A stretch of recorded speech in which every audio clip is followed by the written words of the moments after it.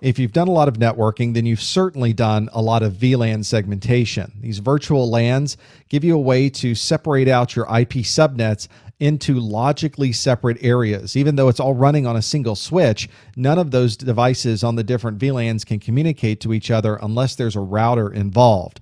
From a networking perspective, we're usually doing this because we want to separate out things from an IP addressing perspective.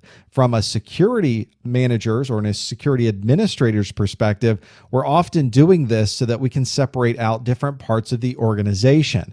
You might want to put the HR department on one VLAN. You might want to put the shipping and receiving department on a completely different VLAN. So now you're allowing your firewall or your router or your firewall that is acting as a router to be the gatekeeper, to prevent the HR people from directly communicating to the folks in shipping and receiving and vice versa. There's maybe sensitive information on the HR servers, and that would give us yet another way to provide some control over the traffic going back and forth over our network.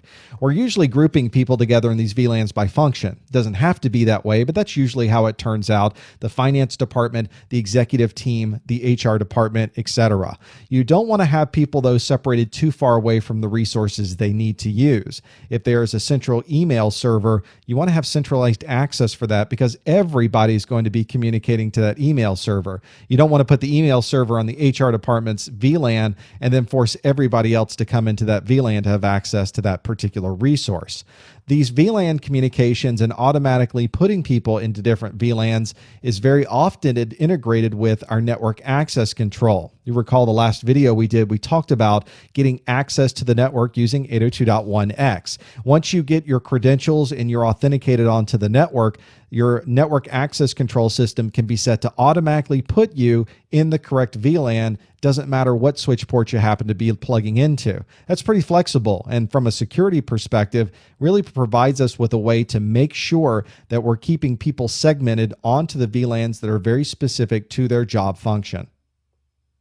Without any way to manage where somebody's plugged in on a VLAN, it becomes a little more difficult to manage. If all we had was a single switch and everybody on that switch was on one VLAN, we would not only have to logically separate, but really physically separate everybody onto their own switch. You'd have red VLAN on one switch, the green VLAN on another switch, and the blue VLAN on a third switch. And if we wanted to communicate between those, everybody would go up to a router and then be sent down to the VLAN they wanted to talk to.